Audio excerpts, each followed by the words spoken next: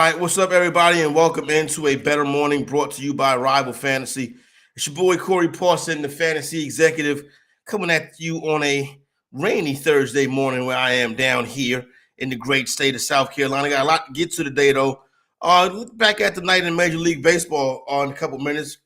Got to bid farewell, happy trails to another top seed, so we'll get that done. Got Thursday night football game tonight. Get ready to get into that in a second. With the Kansas City Chiefs and the Denver Broncos. What a disaster the Denver Broncos have been so far this season. Rival Fantasy will get you some winners for their challenges game. And obviously, I do want to get into a little bit of college football as they get ready to start a new week. Games tonight, tomorrow, obviously, a big day on Saturday. But the tonight NFL week starts with matchup that's not very intriguing, to be 100% honest with you. Looks like we're going to be treated to another primetime stinker. Just last Thursday night, we saw the Washington Commanders get their butts kicked by the Chicago Bears, which is something that you rarely ever hear people say, Bears kicking somebody's butt. But this week, we got the Denver Broncos and the Kansas City Chiefs. Denver Broncos on the road this weekend. Kansas City laying 10.5 at home. That 10.5 all the way up to 11 now. Just a nasty situation right here for the Denver Broncos that's been this season. That's really been the past two seasons.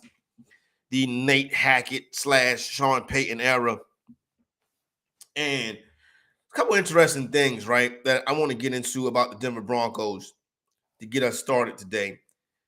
And their situation that they've got themselves in right now.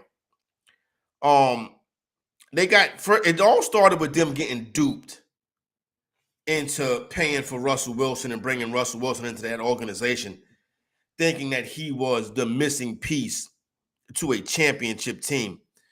And, I keep going back to this because everybody takes like Antonio Brown as this joke. But I remember after week one, when Brown was on the show with Cam and Mace, he said that the reason why Sean Payton did that onside kick to start the season is because he wanted to see Russell Wilson right away. And Brown said that Payton realized that Russell Wilson's not the guy, and Payton was going to do everything he can to tank this season, throw this season away, so he can get Russell Wilson out of there. About a month into the season, it looks like that's exactly what's going on with the Denver Broncos. Have you heard Sean Payton come to the podium and give a ringing endorsement for his starting quarterback, Russell Wilson?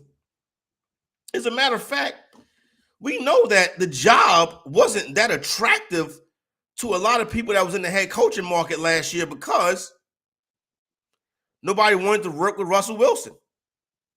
Kind of was the bottom line of the matter. Now we're seeing that play out kind of in real time. I told you it was interesting the other day. I was listening to Michael Lombardi talk about the situation in New England and the situation in Denver. And he said that he would rather be in Sean Payton's spot because he knows that Sean Payton is going to be coaching the team next year. And I found that to be very interesting. Then you see reports yesterday that Belichick is not considered unfireable by Robert Kraft. Where there's smoke, there's fire.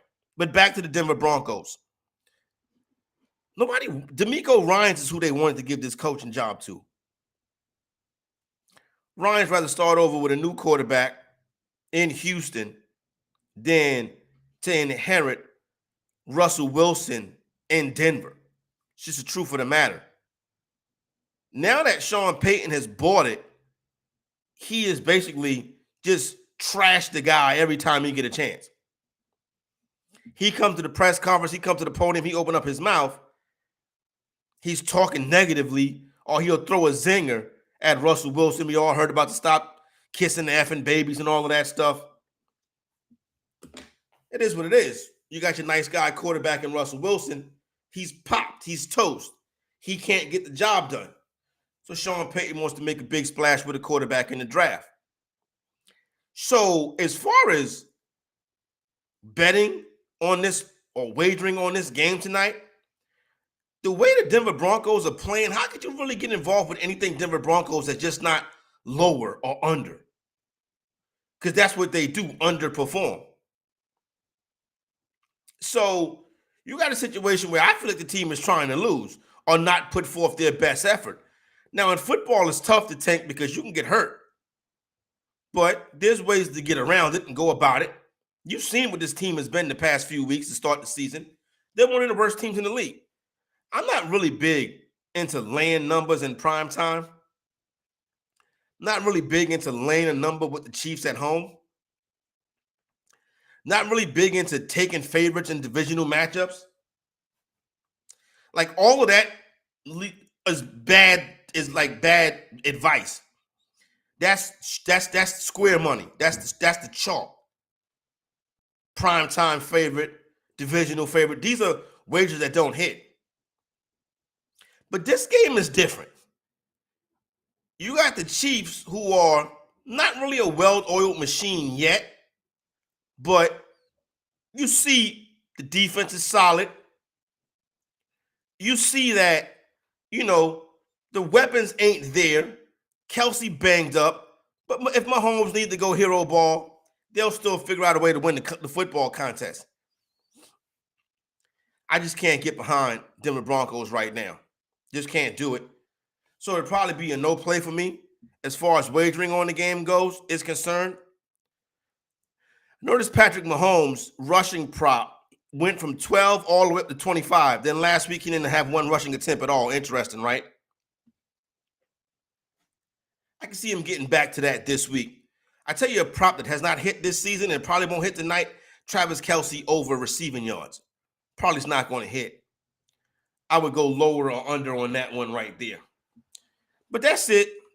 Not the most intriguing game to start the NFL week, but there's still plenty of good action on the card this week. Just won't see it on Thursday Night Football. Now, you need to get ready, get prepared for the upcoming week.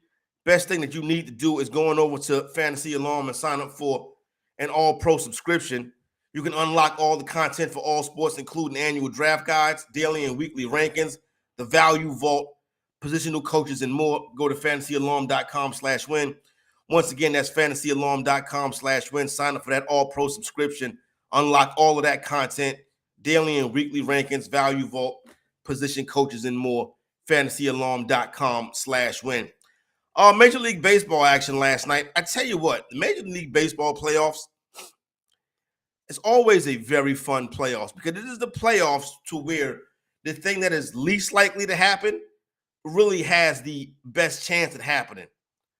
So last night, apparently this is personal thing has taken over the sports world because I guess it was personal between the Braves and the Phillies last night. Bryce Harper with that stare down on them home run trots against the Phillies. Against the Braves last night in Philadelphia. Yeah, it's looking like it's starting to get a little bit personal between these two rivals. Braves 104 wins on the road, down 2-1. They got to see if they can battle back and get back in this game last night. Philadelphia Phillies kind of rolled them. 10-2 victory over the Atlanta Braves. Phillies take a 2-1 series lead in this one.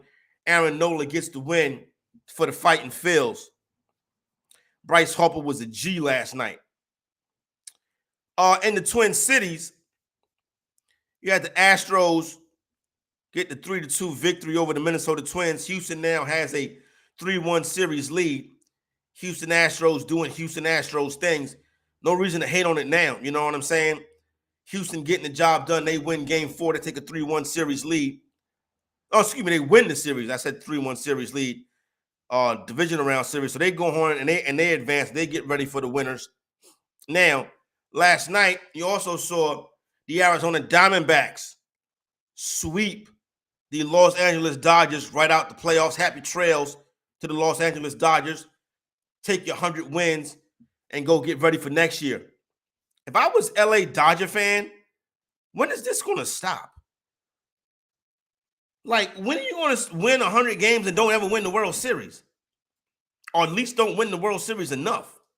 Like, 100 wins and end up playing 3 more games in the Mets. I understand that pennants and division championships and those banners fly more so in baseball than any other sport. But for Christ's sakes, Every year, the Dodgers just like that, done. Big high payroll, MVP candidates, free agents, own the winter meetings, but never own October. Not a good look for the Los Angeles Dodgers. But anyway, shout out to the Arizona Diamondbacks. They get the job done. Got one game in Major League Baseball tonight, and that's a goodie. Phils and Braves, all important game 4 of the series. Phils can wrap this thing up tonight. Atlanta's a minus $1.55 favorite. Your man Spencer Strider going to the mound for Atlanta. 20-5 on the season for Strider, a 3.86 ERA. Last outing for Strider, 7-inning pitch, only give up 1 earned off a home run, and the Phillies lost. But got a good chance with him on the mound, and a win over the Phillies. Now, that's who's going for Atlanta. For the Phils, you got Ranger Suarez going out there for the Philadelphia Phillies. So we'll see if the Fightins can wrap them up and send the Braves home. Another number 1 seed goes down, tumbling, biting the dust like the Dodgers did. So a little bit of Major League Baseball update in action for you. Major's hot and heavy in action right now.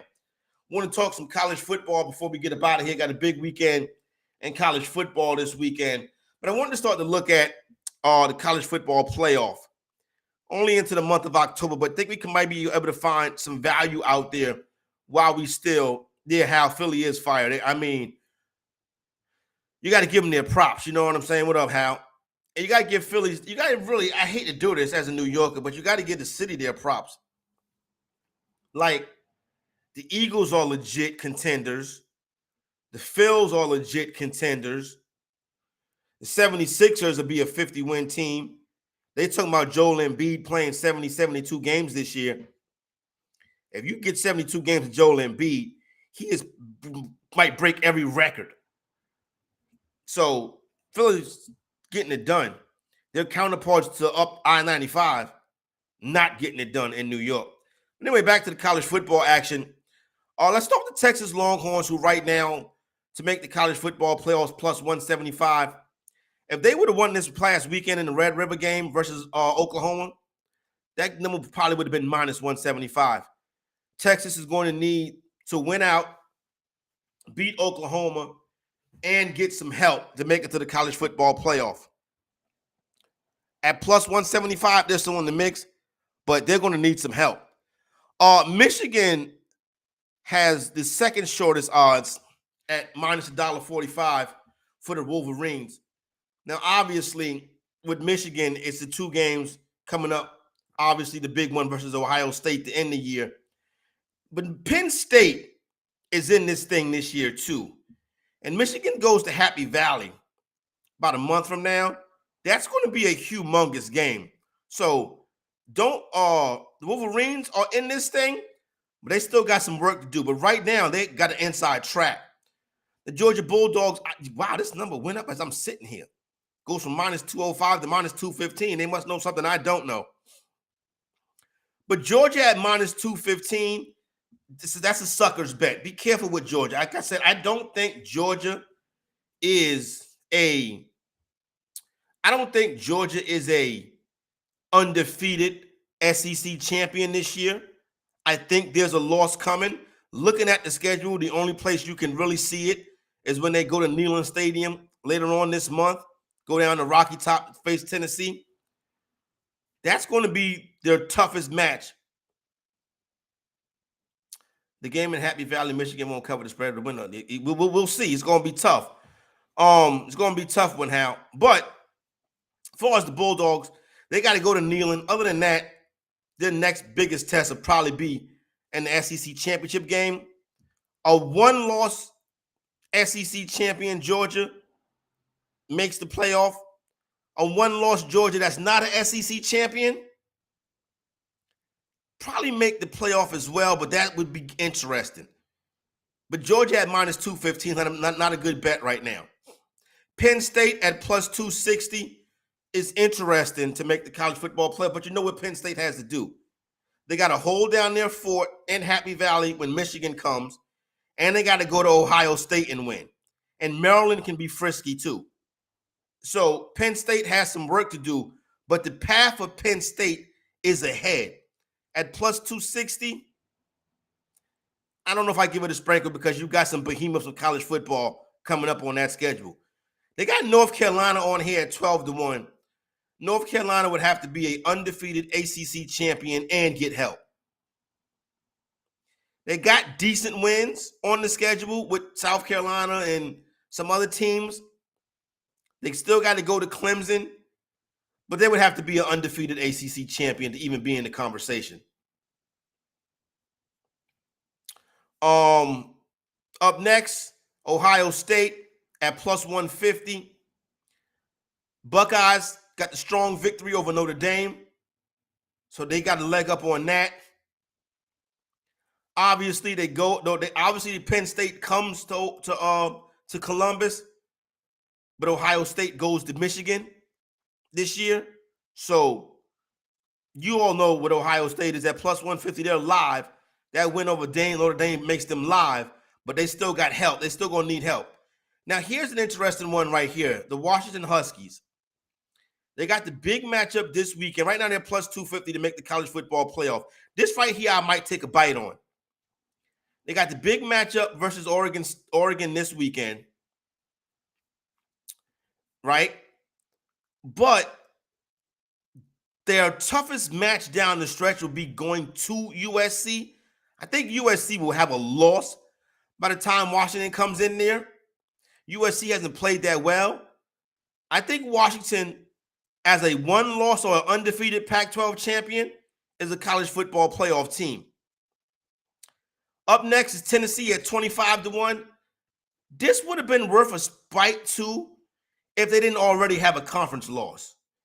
Being that they already have that nasty loss to Florida, if they was to pull off the upset over Georgia, it still couldn't get them to the SEC championship game.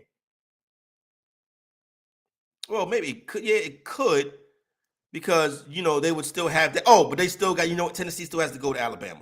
I forgot about that. So they already have one conference loss.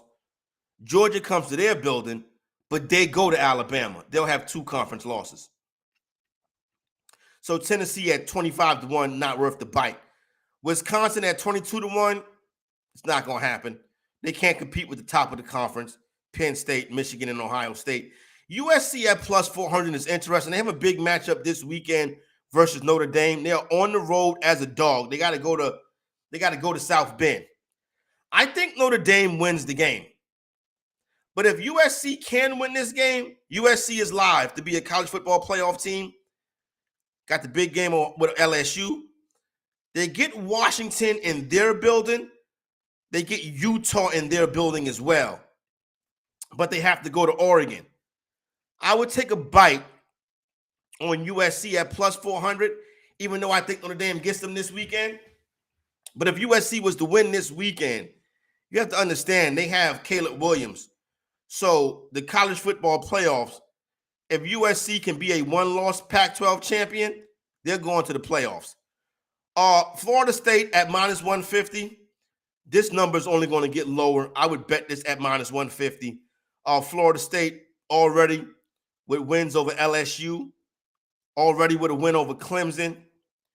They hold serve probably a undefeated ACC champion. Florida State's going to the college football playoff. Utah, who I mentioned earlier, they do have to go to USC, but the other tough matchups are at home. Utah at 22-1 is very interesting. I would take a bite on that. Oregon State at 20-1, the road is too tough. Oklahoma is at plus 180 is interesting. They already have the win over Texas. They would have to be a one-loss Big 12 champion, with that one loss being in the Big 12 championship game against Texas. Then they have a good shot to get in, but even then they would need some Pac-12 losses. Ole Miss, not worth talking about. If Oregon wins this week, they're live. Alabama at plus 400. Yeah, I would take a shot on Alabama at plus 400, because what you can get with Bama at plus 400 is they've already got road wins. Their next toughest games are both in Tuscaloosa versus Tennessee and LSU. They'll end up playing more than likely Georgia in the SEC championship. If they lose that game, they're out. If they win that game, which I think they will, then all hell breaks loose. Because now you got to take two SEC teams, which will mean you get two SEC teams, the winner of Ohio State, Michigan, and then either an angry Pac-12 team or an angry Big 12 team. So they can keep somebody like Texas, Oklahoma, Oregon, Utah out. So interesting month coming up. It'll shake out, but that's early look how I see it right now. Give you a couple plus money looks right there. Don't forget tonight, Thursday night football. Get straight, be prepared. Get that Fantasy Alarm All-Pro subscription and unlock all that content, and you'll be good to go right there.